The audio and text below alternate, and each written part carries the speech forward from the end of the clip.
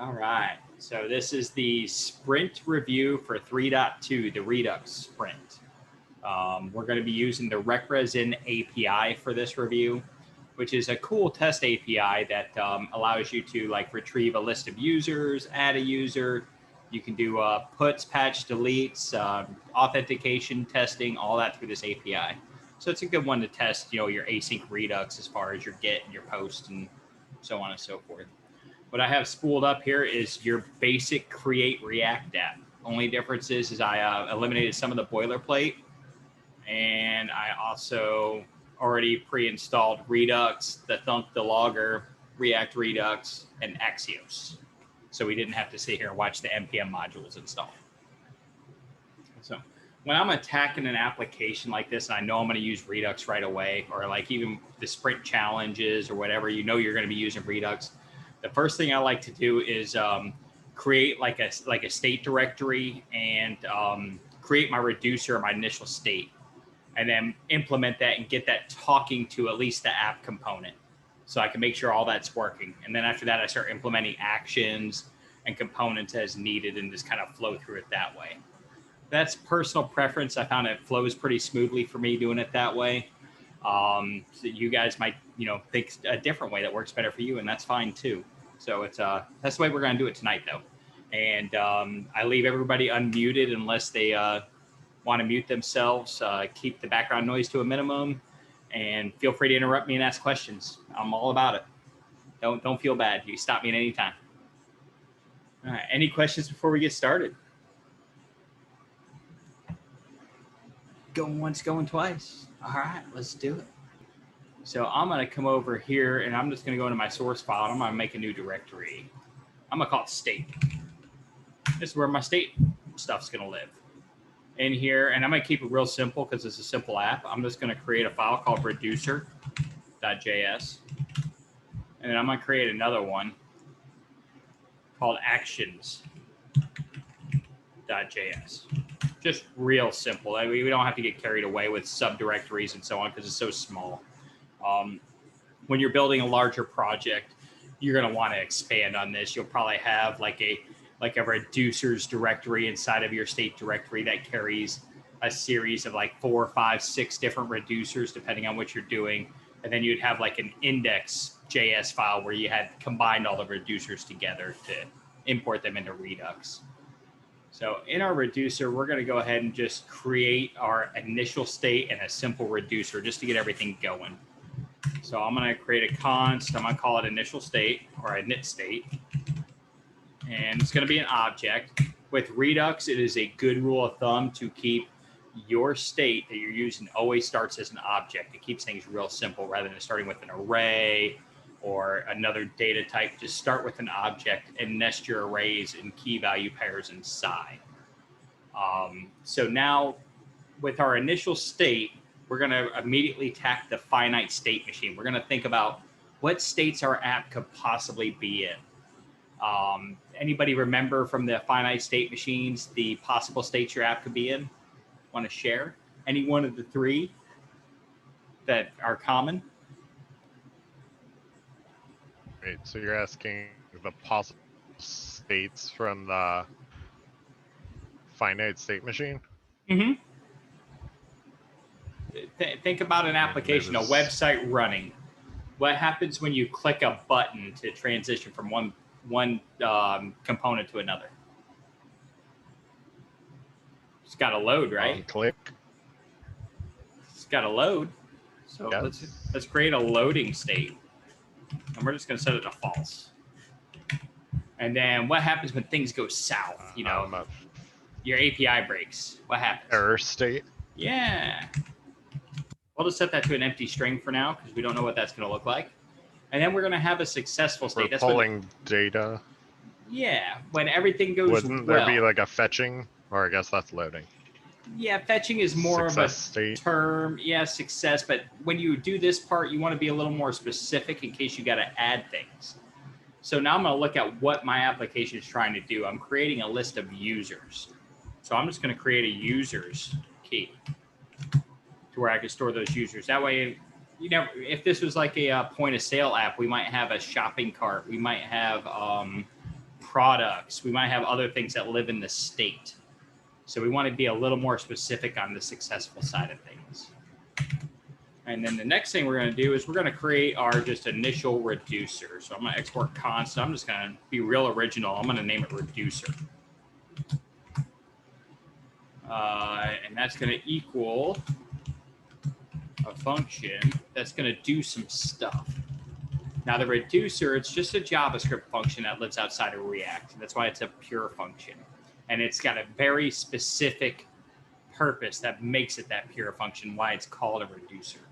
All it does is regenerate and return immutable state objects. You don't want to do any like side effect functionality in a reducer like API calls or anything third party involved. You want this to pretty much just be pure JavaScript that creates immutable shallow copies of your state and returns it. So this takes two arguments. Can you tell me what the two arguments are?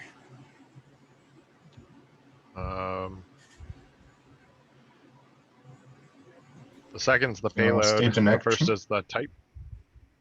Not quite. You're thinking of an action object. I think Joey might have had it there. The first one is state. And we're going to give that a default value of initial state. So when you see a parameter in a JavaScript function with an equal sign attached to it, that is basically what that says is that if I call this function, if I invoke it, and I don't pass a parameter for state, use the initial state value. That's all that's saying. But if I send something in this parameter when I invoke it, I won't use this. I'll use whatever I send in. And the next one is our action. So we have a state and an action. The state is the current state of our application when this is invoked, and we use that to manipulate and return a new version of that. The action is the object, or like the controller, if you will, that's the directions on what this function needs to do to the state to change it. So, and that works on a switch case system. So we're going to switch on that action object, and we're going to look for the type key in that action object. That type is going to give us what case or what set of directions we want to use to create our new state object. And for now, we don't have any data. We don't have any directions per se. So we're just going to add our default, which is going to be just to return the state.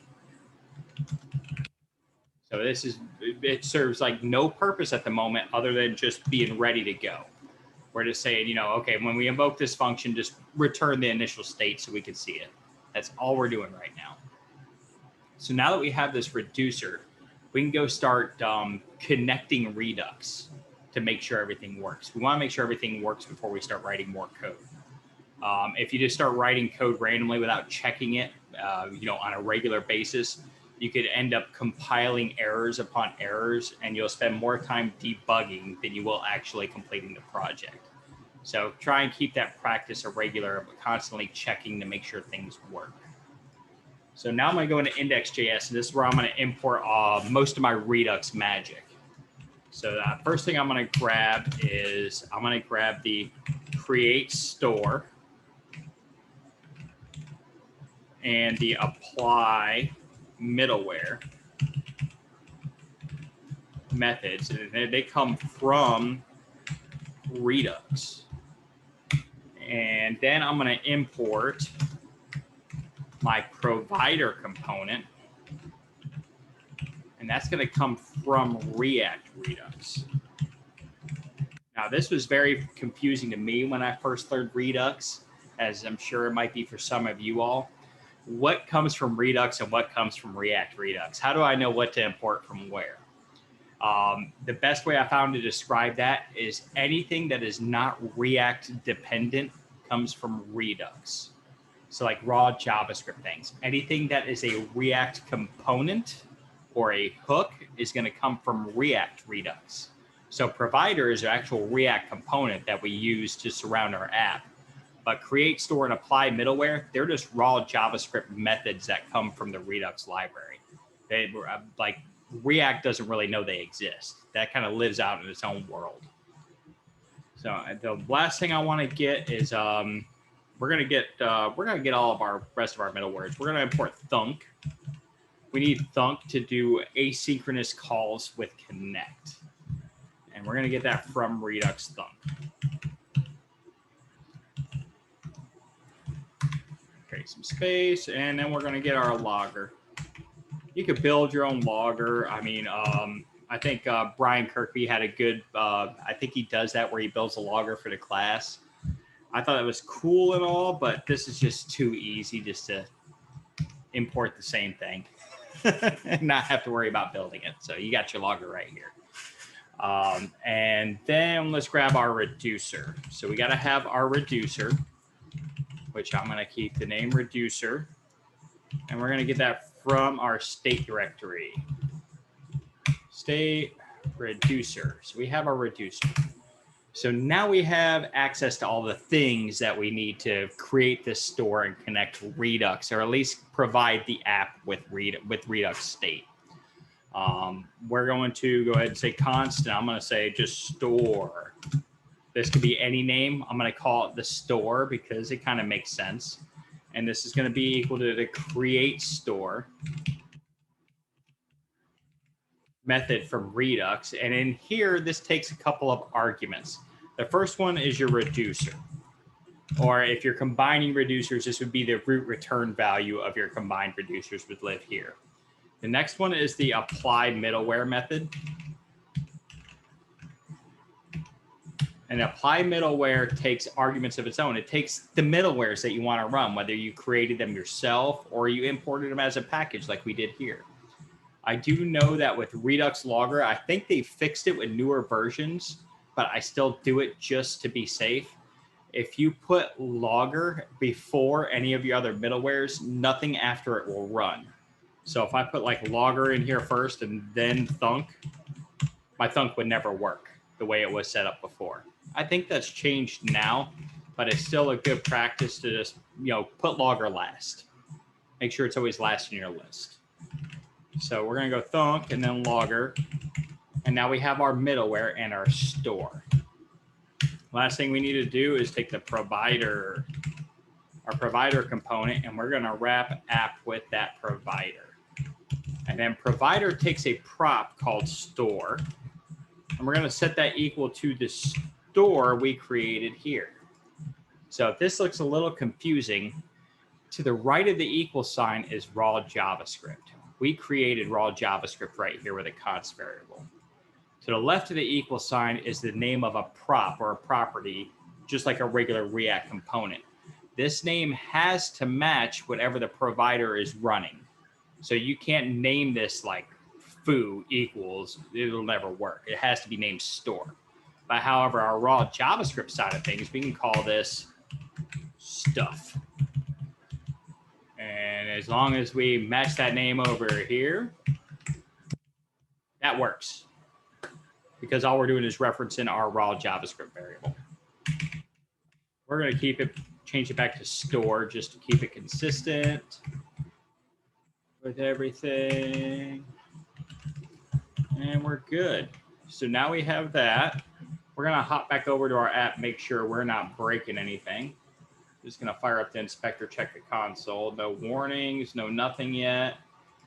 Refresh to be sure. Yeah, we're good. We're still displaying this heading. We're not, we haven't broken anything yet, so we're good to continue. I'm going to go into app.js now. And in here, I'm going to import connect. Now, connect, even though it's got a lowercase letter, is a React component, or technically it's a higher order component, which a higher order component is a something that can, takes control of other functions or wraps other functions, is the way I like to look at it, and helps them run or hijacks them and gives them its own values. And we're going to get that from React Redux because it is a React component. And I'm going to come down here to app where I export the app. I'm going to say connect.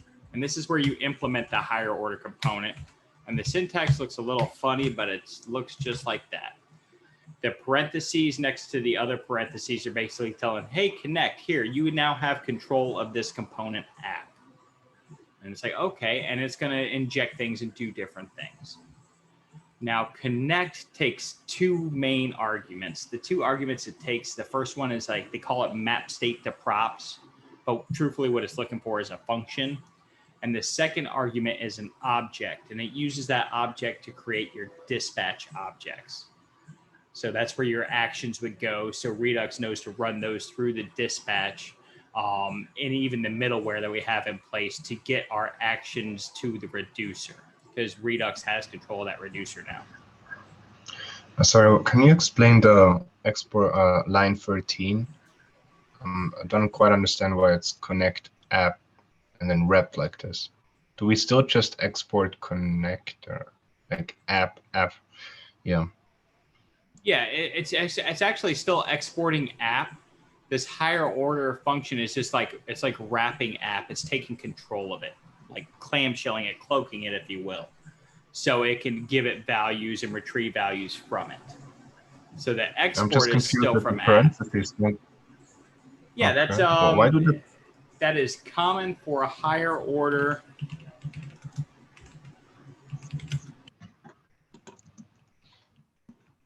Syntax in JavaScript.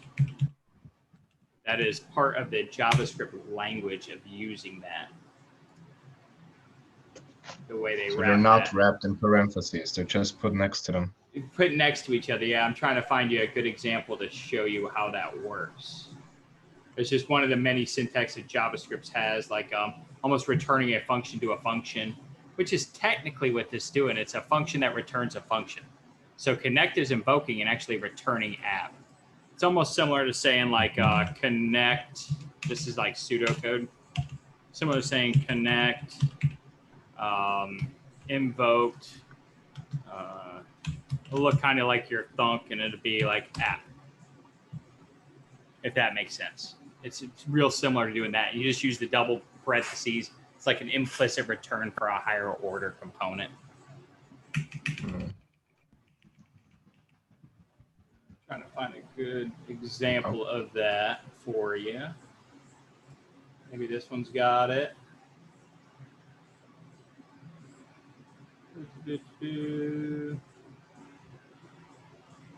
Sometimes you find it, sometimes you don't.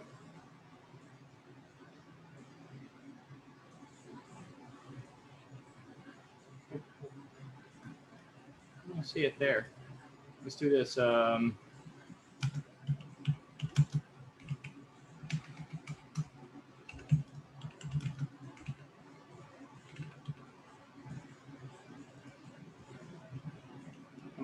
course, I picked the wrong spelling. Eloquent JavaScript. That's a good word.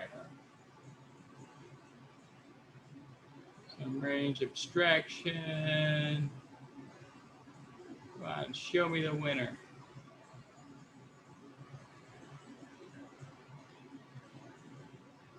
Of course, now that somebody asked, I'm not going to be able to find it real easy, right?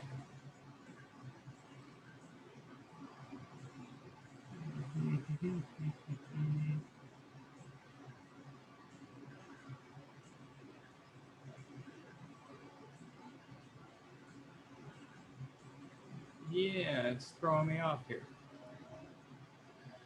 I don't know, but yeah, that's basically what it is. It's like an implicit return, a function returning a function, similar to the thunk. It's just a little different syntax looking.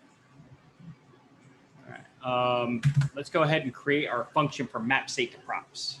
So this could be any function name. Map state to props is a common one used because that's pretty much what it's doing. So we'll stick with that. We'll say const map state to props. I don't like that capital O. And we're going to set that equal to a function. That's going to do some stuff. Now the argument that goes in here, which I'll just go ahead and put this down here as the first argument. All right. Connect is going to give this a parameter, and we can call it state. It's going to give it access to whatever state it got returned from the reducer, or whatever is living in the reducer currently. The current state is going to come in here. And we can grab that inside of this function and then return it. And whatever we return out of this function is what this specific component is going to have access to. So we're going to return an object, and we'll say like this would be app. We can say users colon, because we're just returning an object. This is going to be state. Now state represents, if we go to our reducer, this whole guy. And let's say we just need the users for this one. We could say state.users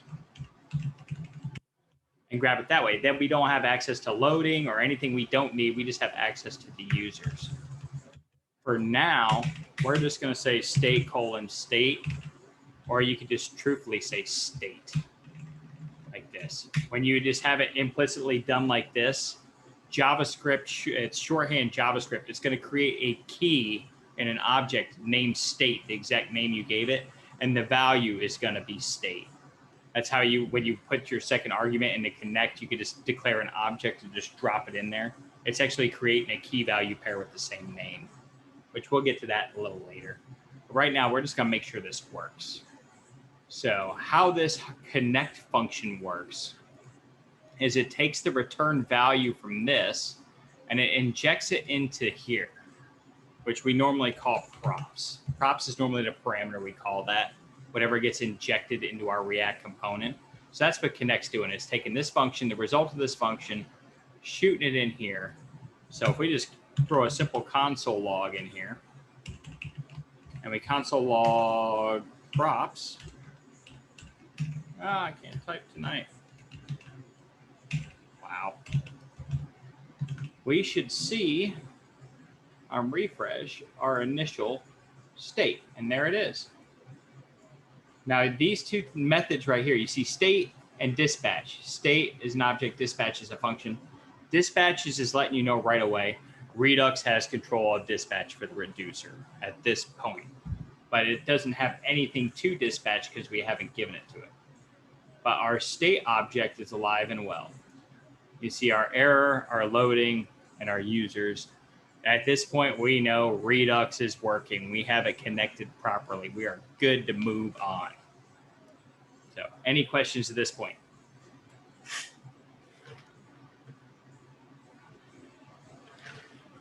All right, let's create our first action. Let's go get some data.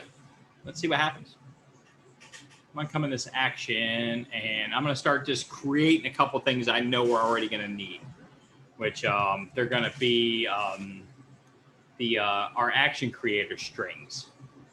So we're gonna say export const. We'll say one's called loading, and we'll make that loading. Does anybody know why we just declare a variable with a string name? Seems pretty redundant, right? Do you know what the purpose of that is? Prevents you from miskeying it at some point. Exactly. So JavaScript, because a string is a primitive type and we're using that primitive type to operate our switch case, if you misspell the string, you won't get an error because it's technically still valid code.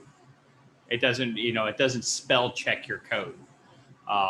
So you won't get an error. Things just won't work because they won't be, they won't equal each other. There's no equality there. But if you misspell a variable name, you get a giant red flag saying this doesn't exist.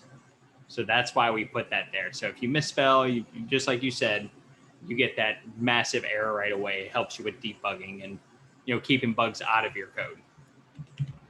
And we'll make another one. We'll call it error. We're real original with the naming tonight. And then we'll call this one, this is going to be our successful one. For now, we'll call this one user success. That sounds like a good one.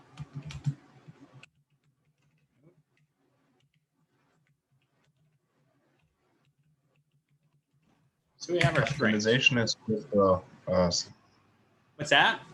like a standard. Would you say again, Joey? I didn't hear that. This capitalization is not functional. It's just cosmetic, right? Yeah. It's just a convention that's been adopted by the industry, just to use all capital letters for your action strings. Similar to like you can create a React component with a lowercase first letter, but they say it's really bad practice because you can't. If you're reading it as a developer, it just looks like a function at that point and not a component. So that's why there's a capital letter for React components. So yeah, it's just like a best practice type thing. All right, we're gonna create an action. We're gonna say get users. That's what we'll call this one. Get users. That's gonna equal a function that is going to, now we're using thunk, so this is like a function that returns a function and does some things. That looks really funky, I know. But basically what this is doing is saying, when we invoke get users, it's going to return a function. This function right here is going to get spit out. And then our middleware is going to see that function come in, and it's going to say, let me run this function and figure out what comes out of it and dispatch it to the reducer. So when we get to thunk, I'll explain that a little bit more. Actually, you know what? I'll explain it now as I type this. So our second argument, and it's always the second one in this weird syntax look here, is dispatch. Now, this could be another name if you want it to be, but what Redux thunk is going to do is it's going to give it dispatch as a parameter. So even if you name this like foo, it's still going to be the dispatch object when it's called. What thunk does, the best analogy I've always come up with is it's like the bouncer at the nightclub, and it's checking for object IDs. So when you dispatch something through the apply middleware and through thunk, if thunk sees an object come its way, it's going to let it on past. Basically, it showed me its object. I'm going to let it go into club reducer. Now, if it sees a function come its way, it stops it at the door and makes it run, gives it access to dispatch.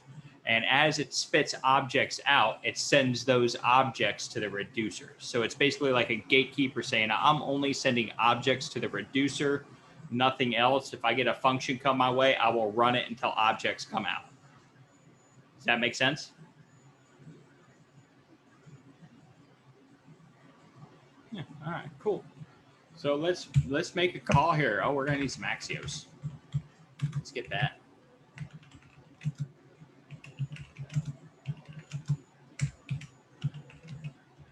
All right. And now inside of this function, this is where we want to start hitting our finite states, the states of our application. We want to take control of this and drive this ourselves rather than depending on certain things to just take place. So the first thing I'm going to do is I'm going to dispatch an object with a type. Now this type is going to match right up with my reducer's switch cases that I'm going to put in here. So, but they're generally controlled by these strings. So I'm going to dispatch loading. And loading doesn't need a payload. We just want to put our app in loading. Say, hey, it's loading. So as I create these types here, okay, I got to type loading. Let me go in my reducer and create a case for loading. So the first thing I have to do is I got to import loading. I got that from my actions. And then I come down here and I'm going to say case. And the case is going to be loading. And what loading is going to do is it's going to return an object that is a copy of state currently. And then inside of there, I'm going to create a new loading key. And I'm going to set it to true. That's all that's going to happen there. So I created a copy of state. I redeclared loading. And instead of it being false, it's going to be true now. So that's what's happening there. Now in our action, after we dispatch the loading, we're going to make our API call. So as our app is in the loading phase, we're going to be running this behind the scenes as our spinner runs or whatever we might have for loading. We could have some Star Wars text maybe while it's loading. You can, get real creative with that stuff if you want. So we're going to create our GET request, and we're going to go find out where we got to get it from. We're going to check this API. So I believe it is copy this. Let's drop this in here. Yeah, recres in /API/ I just want to get a list of users. Looks like API/users. All right, and then we're going to have the happy path, sad path. So .then, this is our happy path. This is when everything's successful and we're going to get a response. First thing I'm going to do is I'm going to console.log that response. And then the same thing with the catch. .catch. This is if something went bad, we're going to get back an error object. And I'm going to console. We can console. Well, let's log it for now. Log the error. So we have this. I don't want to do the patient. So we have this set in place. We need to put it in action. No pun intended. We got to make our action do the action. So for now, I'm just going to do it in app. So I'm going to import up here. We'll do it below connect. Keep some space going. I'm going to import that action. And I believe I called it get users. We're going to get that from our state actions. And I'm going to come down here. My second argument of connect is where these actions go. And I'm just going to say get users down here. And what that is doing, like I said before, is that's creating an object where a key is called get users. Its value is the get users function. I'm going to need to bring in some use effect. I have to get that from React because it is a GET request still, even though it's asynchronous. We want to handle those side effects. So we're going to say use effect, call back. Immediately put our dependency array in there so we don't forget, even if it's got nothing in it right now. And then I'm going to say get users. Is that going to work? Should it work? What do you think? What's our success rate? Uh-oh. I didn't see anything happen. Oh. Anybody know why?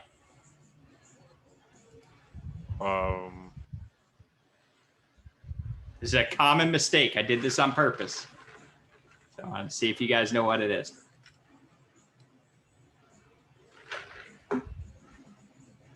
I'll give you a hint. Does Redux know that that was just invoked?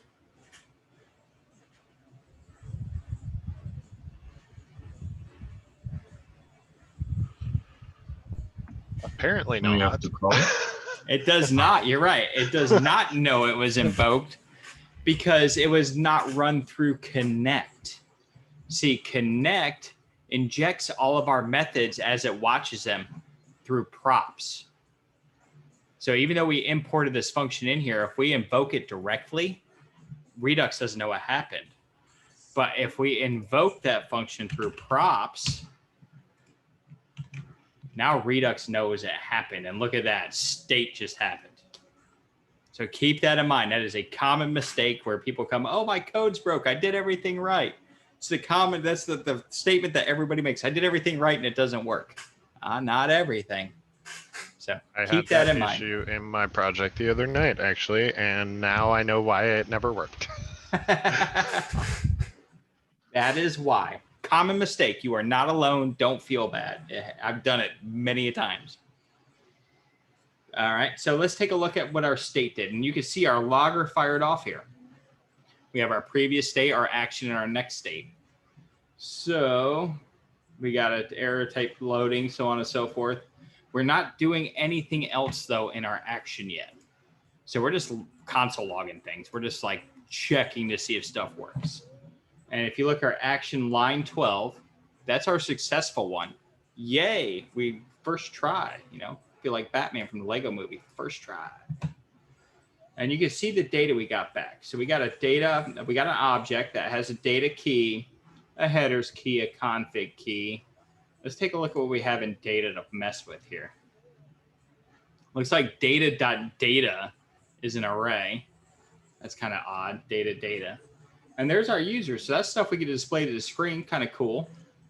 And we have the page, the per page, support total, and how many pages we have. So they give us a lot of information. We could dissect this into different actions if we wanted to, or into one action and parse it in our state. If we chose to want to know what the page number was, if we want to know how many pages we had, if we wanted to implement some sort of pagination system, we got access to all this. We don't need it right now, but we do have access to it. So what I'm going to do now is I'm going to write my dispatches for the success. So I'm going to say dispatch, and we're going to dispatch an object. It's going to have a type. A type is going to be user success. And now we have a payload. Payload is our data. So we got data from the API. We want to use it in our app. So we got to grab that and give it to our state, our reducer, so it puts it in state. And so we're going to assign that to payload, and we're going to navigate through this object to get to what we want and grab that. So we're going to say res.data. That gets us here. Data again gets us to our array. And now I'm going to check, while I'm here, I'm going to check the error. So I'm going to purposely break this and run it again. I want to see what my error is. Did it hit me with an error? Give me the error. No. Okay, users. Now give me an error. Am I going to get an error? Man, this thing works for everything, don't it? You would not think that would work.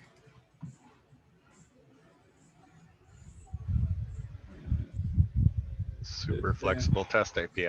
Yeah, I'm not getting a logging area. I'm not getting anything. That's crazy. What if you changed it from like rec-res to something else? Yeah, that's a good idea. Let's do that. Then it's not within theirs. Riz, give me a 404. Give me something. Maybe it's the app. Ooh, let's try doing this. Let's restart the thing. I just want my error, man. I want to see what it looks like. Wow, really? I can get it to throw an error. Oh, there it is. All right, we have an error that's a get, timeout. Now I'm going to show you a little trick here. This works well. If you want to see everything you have access to in error, if you wrap it in an object on your console log, and then we'll run this again. Let it kick back. Timeout, timeout, come on. Do it. I wonder if that's got something to do with strict mode. Let's restart it again. I want that error.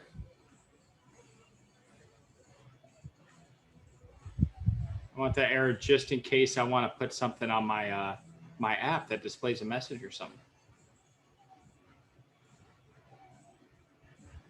There it is.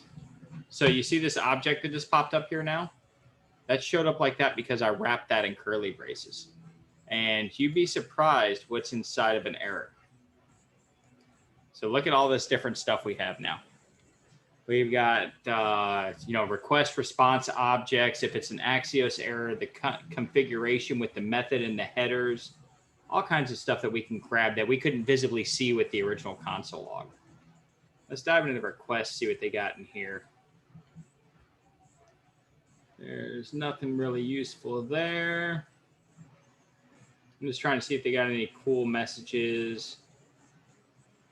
When you're working with your build week team and they build an API, they like to build custom messages because that's what they're taught. Those messages will more than likely live in that in the response object. Actually, this is the request. There's a response object right here that has nothing in it. That's where those messages will live if you want to display those to the screen. Matter of fact, in the sprint challenge, I believe they have an error message as well, and it's in a different spot. If you're having a hard time finding it, wrap your error in an object, you'll be able to see it. And then you can grab it and display that text how you want. Just a little trick. So what I'm going to do is, what do I want to dispatch in here? You know what? We're just going to give error the whole object, just in case something else happens. So dispatch, we're going to give this a type. We're going to type's going to be error. And our payload, because we're going to have data coming back, is going to be just the, we'll make it the error object, the whole thing.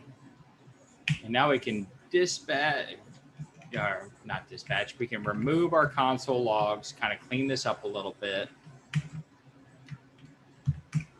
and save it. And we're going to fix our API so we don't error anymore. Let's clear this console, trigger off a refresh, make sure we got a user success state, we got all this stuff happening. Now that we have this done, we need to put the implementation into our reducer. So in our reducer, I'm going to grab my user success and my error state. And I'm going to come down here and I'm going to make cases for each one of those. So case, we'll start with error.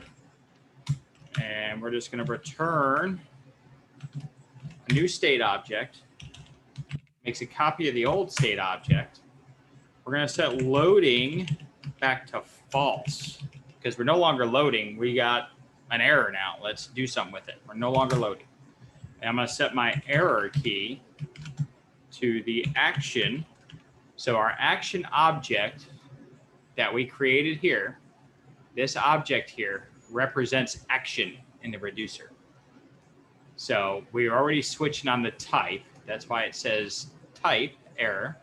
Our payload is our data. So we just go here, action.payload. And we'll apply that data there. So now our error state will populate with our error object. And we'll make another case for the user success. It's going to return a state object. And this is pretty commonplace. You're going to see this spread state all over the place as you start doing these, as you create the immutable states for your reducer. Here we also want to set loading to false because we're no longer loading. And then we're going to set our user state. That's going to be, see, our payload was an array. Yeah, so we get to set it right to the action.payload. Because that's going to pretty much match what we have. And now on page refresh, we can see our loading state work now. And you could use this logger to check. So you see the previous state is our initial state. Our action is loading. And then our next state has loading at true now. So that's working. And then you can see where we ran through our state machine methods and user success came in. We're at our previous state, or from up here, where loading was true. Our action was user success and our payload was an array. And our new state has loading back to false. Ooh, look, I double, a little typo there. You see that? I have a user's key that's empty and a user key that is full. There's another common mistake. So what you're doing here is you're creating a new object, even though you copied state. So you can add keys to that object if you want to, which is exactly what I did. I added a user key and gave it the information. I didn't want to do that because I want to use my original users array. So now if I just make it users, refresh it again, we should see that users now is the only key sitting there with our data. So keep that in mind too. Make a little typo, it's going to create a new key, and you might be referencing the old key in one of your components to render things, and then you're getting that map is not defined error that everybody gets, and you're wondering why. It's probably it. Okay, we have data. We have data in app. let's do something with that data. I'm going to come over here and I'm going to create a couple components. I'll create a folder just called components for now. In here, I'm going to create a new file. We'll call this the user user list. Actually, I don't want to use router for this. So we're going to make this the user card.js. And in here, I'm going to RFC, React functional component. I'm going to have, we'll call it an H2 in here. This is going to be the name. And then we're going to take a look at what other data we have that we can play with these users and build out a quick card. So inspecting one of these objects, they have an avatar. So we got an image. That's pretty cool. An email, a first name, and a last name, and an ID. So we're going to create fields for all those.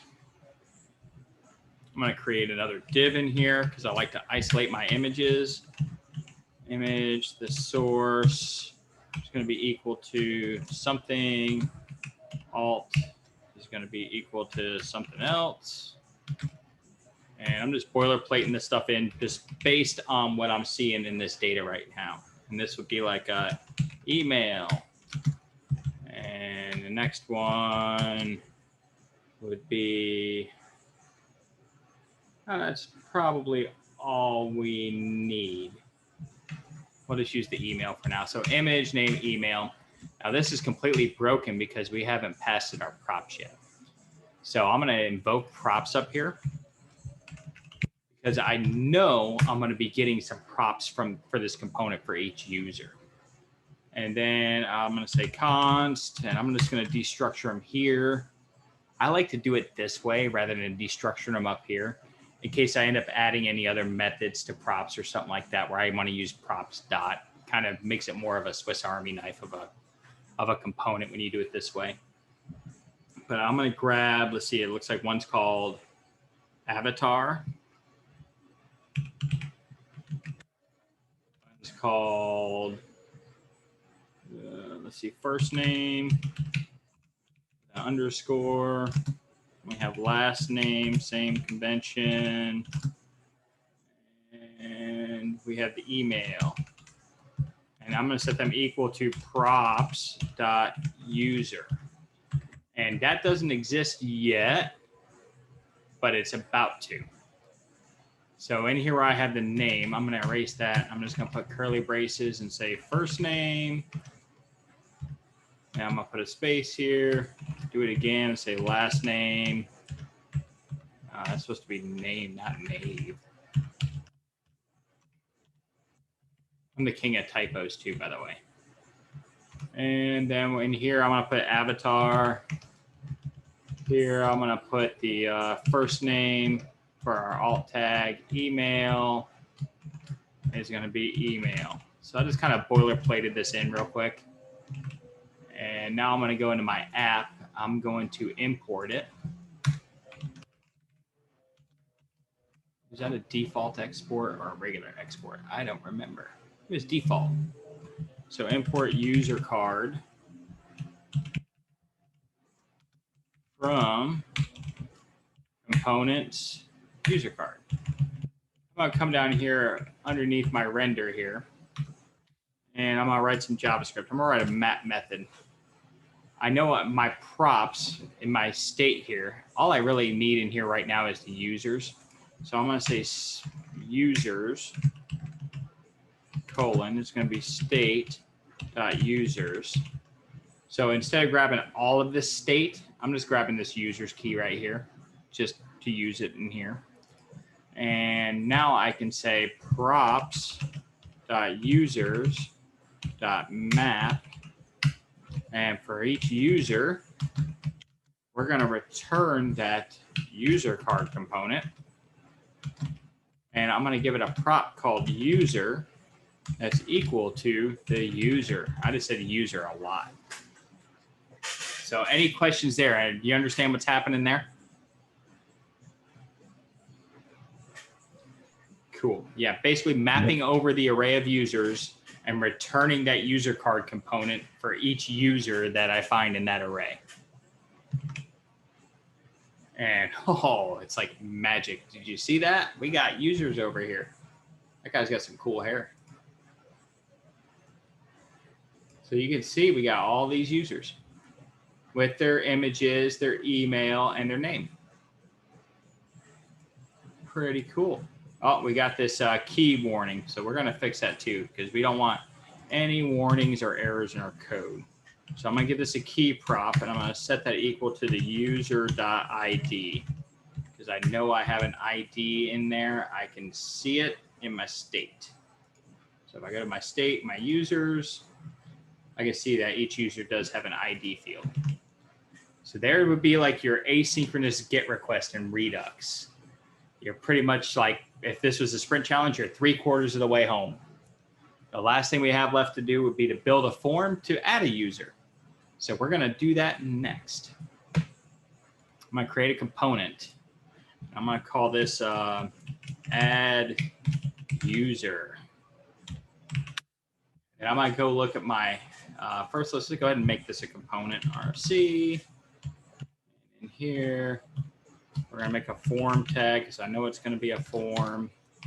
And I'm just going to make my first input just to boilerplate it, so my ID doesn't try and implicitly change it.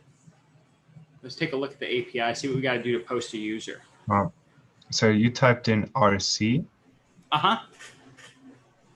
When I do that, I get a extends component version of this.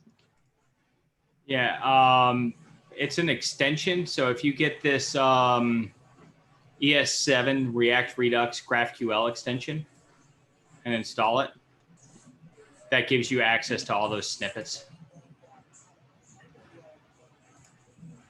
Okay, thank you. Oh, no problem. All right, so post, we want to create a user. What do I got to send? Looks like a name and a job. That's all that's required. So that's what we're going to build here. I'm going to create a, let's see, init user object. It's going to kind of mirror this for my form. It's going to have a name key. That'll be an empty string. And it looks like it needs a job key. And this is commonplace. This is just going over API documentation and building your front end to consume the API. So now from React up here, I need use state. I want to create my local state for my form.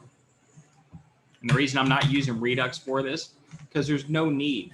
This form only needs this little bit of state. It doesn't need to be global or anything. It's just going to use to track the inputs, and then we're going to dispatch that object to the API, and the response is going to go in our global state.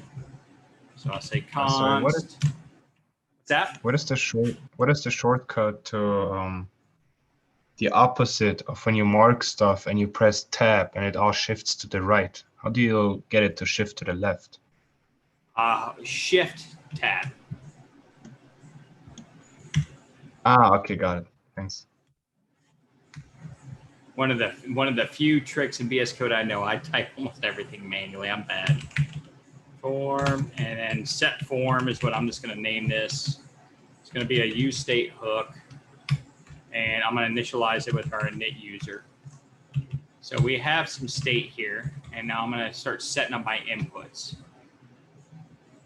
So actually, before I do that, let's create our handler function. So I'm going to say const, I'm going to call it handle change.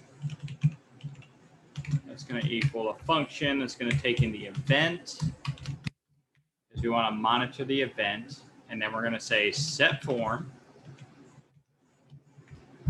Set form is going to be an object because it's an object up here. We're going to make a copy of the original object that's there, just like we do in our reducer. It's real similar. And then we're going to use square brackets for the event.target.name. And then we're going to set it to that event.target's value.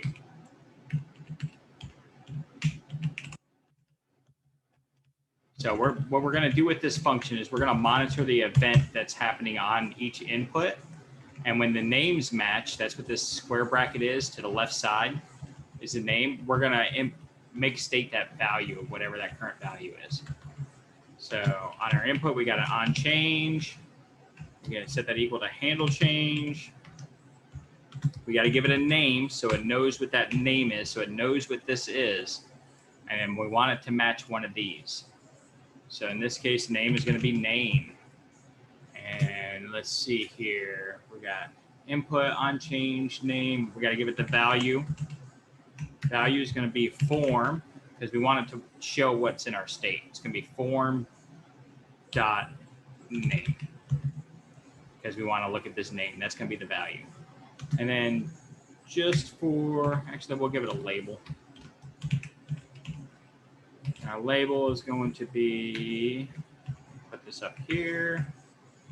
Our label is going to be user name.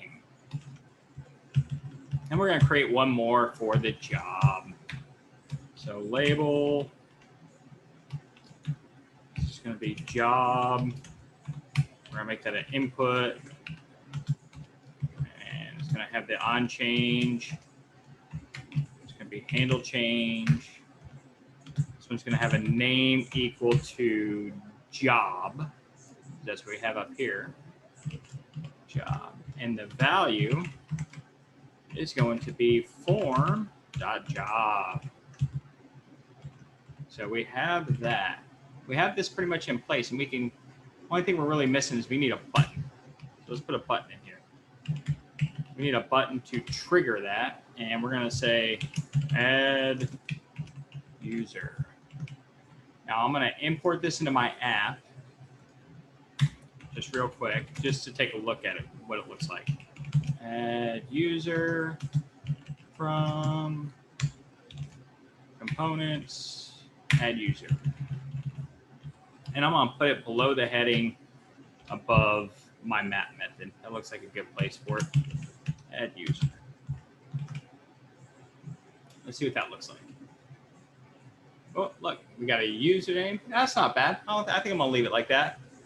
Name, job, button to click, bam. See if the new user shows up. I'm cool with that. All right, so now let's go in here. We got a couple other things we have to do. We have to build a submit function. We have to, be able to submit this data when we get it, and ultimately invoke our action through Redux to do it. So I'm going to create a const. I'll just call it handle submit. It's going to equal a function that's also going to take in the event. And it's going to do some things. And now I'm going to come down to my form tag. I'm going to say on submit, which is a native method to the form. That's going to be our handle submit method. And then my button, I'm always do this, even though you don't technically have to. I give it a type equal to submit, in case I'm adding another button in there that like clears the form or does something different. I don't want every button in there to fire off the submit handler in the form component. I only want one to do it. So I give that the type so it knows to match it. And we got to prevent the default because refreshing is bad in React. And then we're going to do some things. So right now we're kind of boilerplated in place. The next thing we have to do is I want to create an action for this. So let's do an action that's going to add one of these users per their documentation. So let's go into our actions. I'm going to create a new action. I'm going to say export const. We'll call this add user. That's going to equal a function. That's going to take in dispatch for the second function. Then it's going to return. And it's going to do some stuff. Now, the difference between this and a GET request asynchronously is now we have to send data. So we have to send data through this asynchronous function. And that's where this first parameter comes into play. So when we initially invoke it, we can pass all of our data in here. So we can say new user. This is where I'm going to pass my new user. And then I'm going to say dispatch. I'm going to dispatch a type of, we're creating an asynchronous action. So we always want to dispatch loading. And then we're going to say axios.post. And we're going to post to, I believe it's the same URL. API users. Yeah, same URL. So we just need this stuff right here.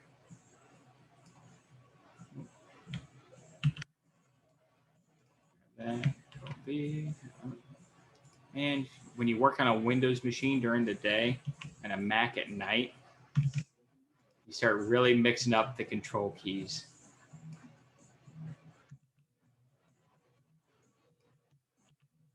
All right, so we have that. Now the next part of a post is the data we want to send, which is going to be the new user.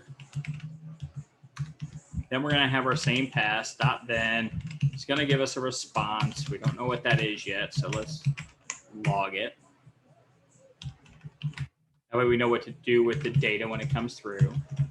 And we got a .catch, which we pretty much already know is going to be an error object. So we can go ahead and just write this in with dispatch. Dispatch type is going to be error. And our payload is going to be the error as an object. So we have this action in place now. If I'm going too fast, let me know. Holler at me. How are we feeling to this point? So far, so good. Cool. All right. Let's implement this action. So I'm going to go into my form. As soon as I remember where I put it, add user form. Here we go. And I'm going to import that in. Now I'm going to need a couple things here. I'm going to have to import, first of all, I need that action. So add user. We're going to get that from our actions, which is in our state directory. And then I also need connect, because we have to connect this to Redux to use that action. And this is going to come from React Redux. Now what I'm going to do is I'm going to erase where it says export default up here for this function. And I'm going to move it down to the bottom so I can use connect to kind of like wrap it and keep the syntax clean. So export default. Can you not wrap it up at the top, or is it just gross? I believe you can. Let's try it. It just looks really gross, truthfully. I believe you can just take it and let's back this up. And I think you could say connect like so. And then you have to wrap this function like so. And it's happy. Oh, that's way worse. And not to mention, keep in mind too, if you do it this way, like if I say const map state to props as a fat arrow function down here, it won't work because fat arrow functions don't hoist. So if you do it this way, you have to actually declare it as a function, map state to props. Ah.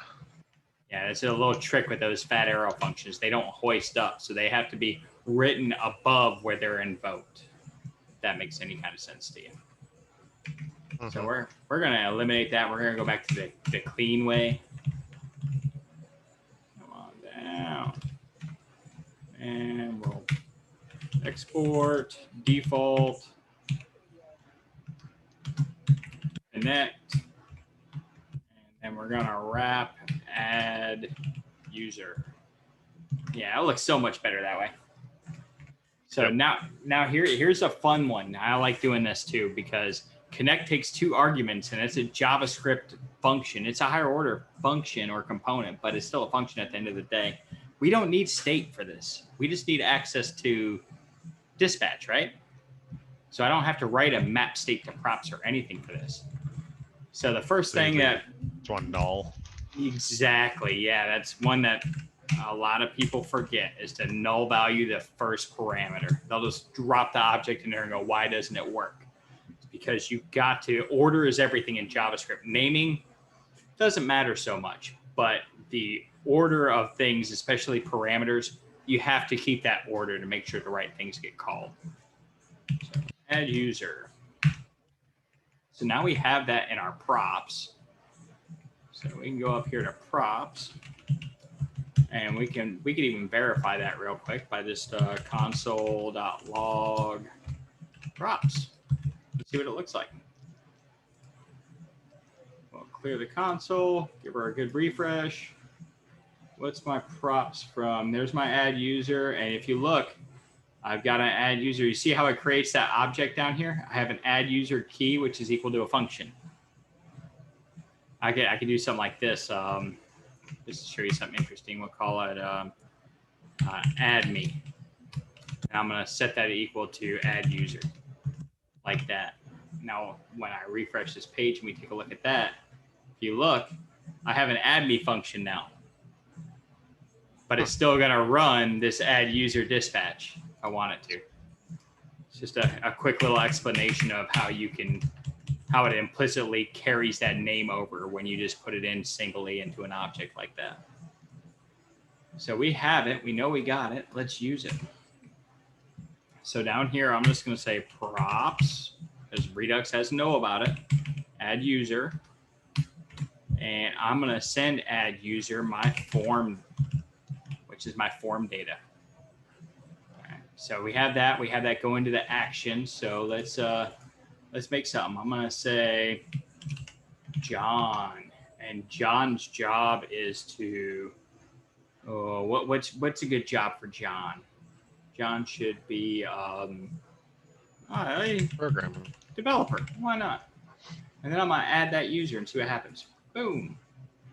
All right. If you look, I fired off my loading state and I have a data return. Let's see what that looks like. And my data response is it created at an ID.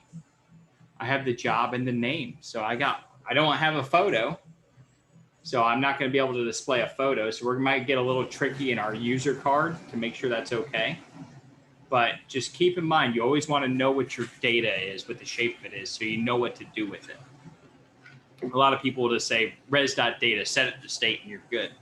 Well, if state was originally an array and you're rendering off an array and you set it to an object, now the whole thing explodes and you got to go debug why. And the root problem was because you didn't pay attention to what your data looked like from the API call.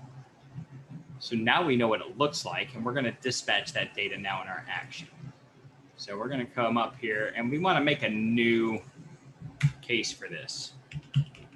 We're going to say export const add user. Set that equal to add user. And we'll come down here, and where we're console logging this response, dispatch. Our type is going to be add user. And our payload is going to be the response dot data. So that gives us our user. So now we have that. So if we do this again, just refresh, let's give it the name of John, developer John, and add him. We can see that our add user state came back and our payload is there. So we know that's working. Our payload is exactly what we expect it to be now. So we're good. Let's go into Sorry, my screen froze for a minute. What was the last thing you did? The last thing I did is I added a dispatch and a case of add user and the payload of the data. And then here I'm checking to make sure that that matches what we expected. So did John get added to the display there? Not yet. Picture? Not yet. We just dispatched the data. He's not displayed. We have not put him into our state in our reducer yet. So we have no case in here for that, for adding a user. We're going to do that now, though. So we're going to bring in our add user case. And I'm going to come down here into my reducer, and I'm going to generate that case. Case add user. We're going to return a state object. Copy a state. We want to set loading to false because we were setting it to true when we fired out that action. So we got to set it back to false. And then we're going to set our users array Now, this is where it comes in handy. We got an array of users that are already here, right? We want to, our payload is just one object of one user, the user we created. It's not a whole array. So we have to spread that into the existing array state. And here we can make decisions depending on our UI, whether we want it at the bottom or the top. I'm gonna put it at the top just because why not, right? So here I'm gonna say action.payload is our user. And then I'm gonna spread out after that. I'm gonna spread out state.users. So this should put our user right at the top. Let's see if it blows up. John, he's a developer. Add user. I think it created something. Well, I don't have a job key, so I got nothing, didn't I? But I could look at my next state and I can see my array has John first. There he is. It's got an ID, a job, and a name. I don't know why his name. Oh, because it's not first name. Because that has to be first name. Yeah, isn't that great? We can get carried away here if we want to. There's a number of different ways that we could do this. So this is one of those things with working with APIs. You're going to have some weird things happen like this. So we can generate. We probably don't want to do it here. Because we want to keep this as pure as possible. We come into our actions. And where we're dispatching this, we know res.data is there. Let's create a new object. We're going to say const refactored user. I can't even spell refactored tonight. Refactored user is going to equal an object. We're going to say first name is going to be res.data.name. And I forgot the T in first. So what I'm doing is right now is I'm building an object to match what I already have for the other users with the data that's given. Because I can't change the data that's given to me. I kind of got to roll with it. I know I need that ID. So that's going to be res.data.id. Forgot the comma. And then we don't have an avatar or an email image. So email is going to be blank, but this will show the name. But I can say, I don't know, you can grab like a random, like if you had a stored image that was just like, you know, a placeholder for somebody that didn't have an image, you know, kind of like how GitHub has some weird pixelated things or something like that. You could drop that in here if you didn't have it. Matter of fact, let's go get something. Like 200. The old Facebook silhouette. I don't know. Let's get a little more creative than that. 200 by 200. Oh, let's do Homer Simpson. I didn't get permission to use these images or anything, so don't tell on me. We're just using them to play around. I'm going to grab this one and copy link address, avatar. Ooh, that's a long one. Wow, that's going to look terrible. Do we have a shorter link address?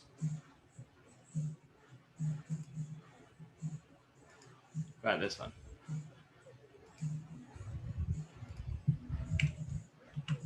Oh man, they're all really gross and long, but that's all right. We'll leave it like that. And now instead of our payload being res data, we're just going to make that payload our refactored user. And if you notice, I did this in the action, not in the reducer, because we want to keep that reducer pure. So let's go back over here. Let's refresh this page. Let's add, we're going to make the name match. We're going to say Homer, and his job is, I don't know, what does he do at the nuclear plant? Well, the job isn't even going to show up, but he eats donuts. Add user. Oh, my image didn't show up. Man, wasn't a good link. But you guys get the general idea, right? Man, that's going to make me mad. I want to find a better link. Oh, this one could be it.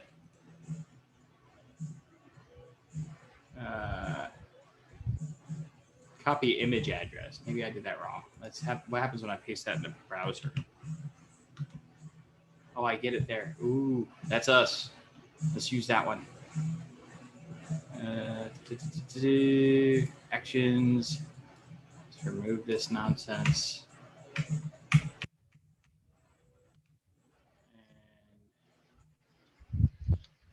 paste this in. Save that. Let's add a user. It's still a. Oh well. General idea. That's what's happening. So now we've asynchronously added and displayed that to state, and that is it in a nutshell. That's all you're going to be asked of this weekend. Any questions? Doesn't seem too bad. No, it's not bad at all. I got a lot of practice though, so it really doesn't seem bad for me. But if you just learn Redux, it could be pretty rough. But yeah, that's the gist of it. So we go ahead. I don't know how Paul feels, but when I'm on the sprint, I'll still have to go forth and back and check for the syntax and the order and everything, like everything. And it still makes me feel like I'm just, instead of drawing from my mind, I just have this thing in front of me and I copy it. And it doesn't feel like the proper way. Yeah, that's why you actually have those guided projects, to be honest, because you're not expected to soak this up on the first try. Like do one project, follow the directions, implement Redux, and all of a sudden you just know Redux. That's not going to happen. You got to put in the reps, as they say. You got to do it repeatedly before you really get it. So looking back at your projects is not a bad thing. The only thing that would be bad is if you copy and paste from other projects. I do recommend look back at your previous projects for reference and then type it out yourself, because the typing method for some reason really helps things sink in as you're typing things out, figuring out what it does. So make sure you're not copy and pasting, Control C, Control V from Stack Overflow is a very bad thing to do. Always type it out so it helps you understand it better. I mean, I don't do that, but I do copy from projects and everything, except I do type it, but it's still copying, right? Yeah, you're using it as a reference. You're not technically copying unless you go word for word. Use it as a reference and try and understand what's happening in the scope of that one little section, and then type it out how you want to implement it in your new project or whatever you're doing at that time. It comes. It takes practice. I'm still mad that image isn't showing up.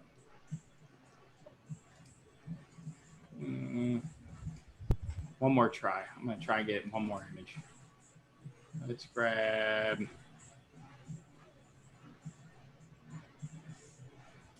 Let me try this one again. Copy image address. I really want an image to show up here. And they're all really long. They all start with that data too. Also, there's...